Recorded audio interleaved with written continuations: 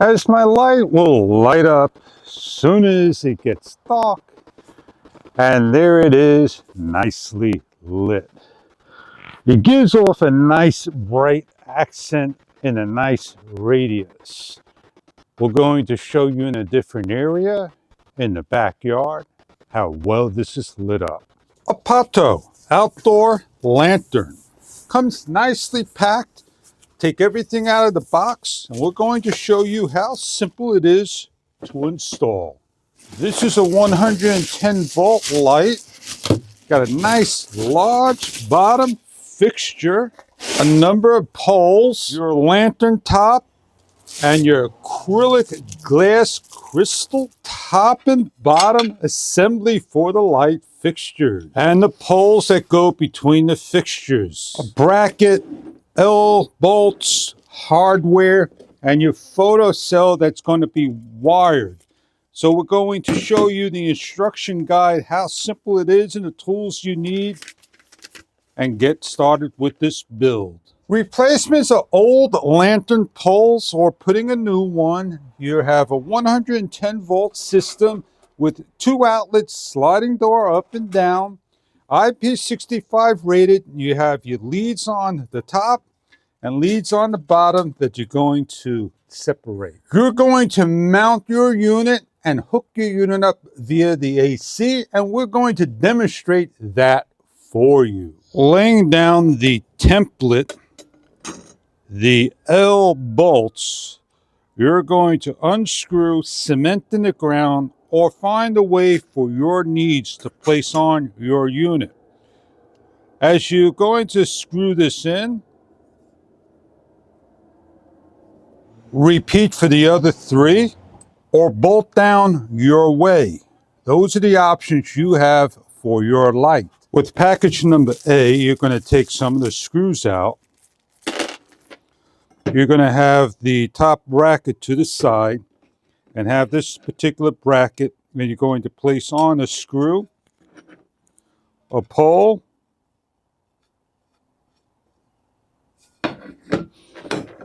the bottom bracket facing lid out with the screwdriver, the top bracket to the pole, start to tighten down, and do the other 3 for this one and the other 4 for the other.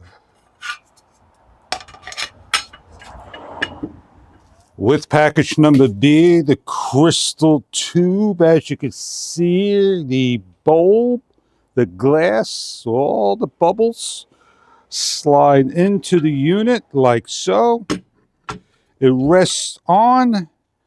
You take the cover. You have 4 areas of interest of package B and lock down.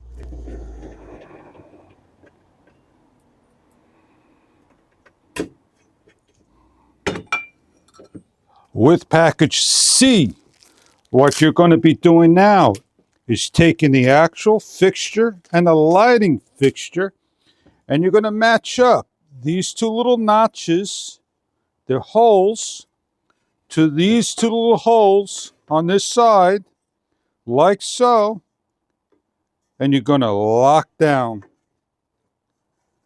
Turn upside down, place in the screw, and lock on.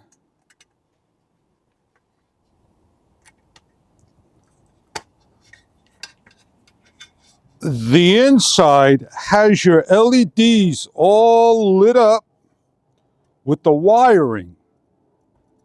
And that's the maximum of 10 watts at 110 volts. You have your 2 fixtures assembled.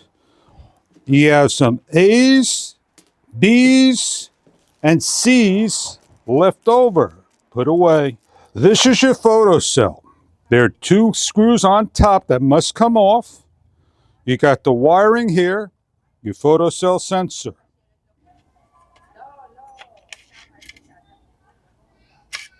In this package, we have all the leftover hardware. That you have a bolt that's going to go through the top piece, and you're going to have the photocell facing to the top, and you're going to take the leads of one, slide them through, then you're going to bolt on, leave it loose, grab another bolt, and you're going to finish the bolt on the bottom loosely. You're going to repeat for the other side by doing the same thing. With the screwdriver, do your best to start to tighten down. Opposite side.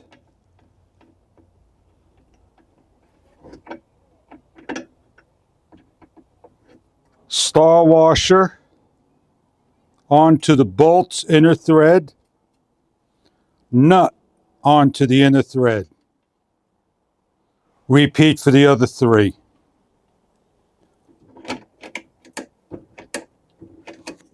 Lift back up. Slide your leads through once again. Pull all out through the bottom. With the placements of the nut and washers, it makes it a little difficult to close up. That's where the solar sensor comes out. Everything gets slid in. You're going to take the washer, make sure it's back behind the unit.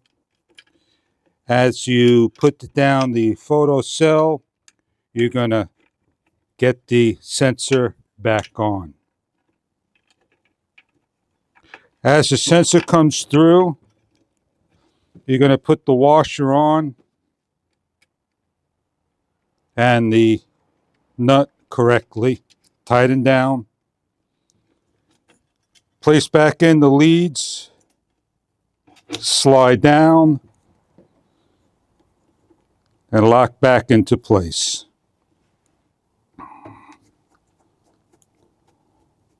Follow the instructions. White and white. Twist together. Black and black. Twist together. The white of the photocell twist together with the whites of these leads like so. The red of the photocell to the black of the two lights twist together like so. You now have a black lead left alone.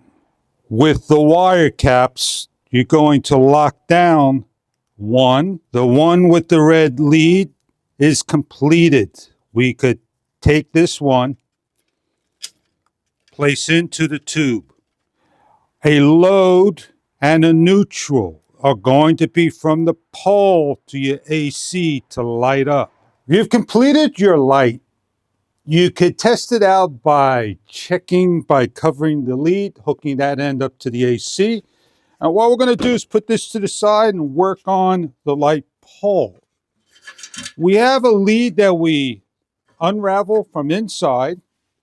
We're going to take each of the poles one at a time. We're going to trace in the wiring. On the other side, you're going to pull the leads out. You're going to now place this on top, and you have 3 bolts to add. Make sure this doesn't slip out.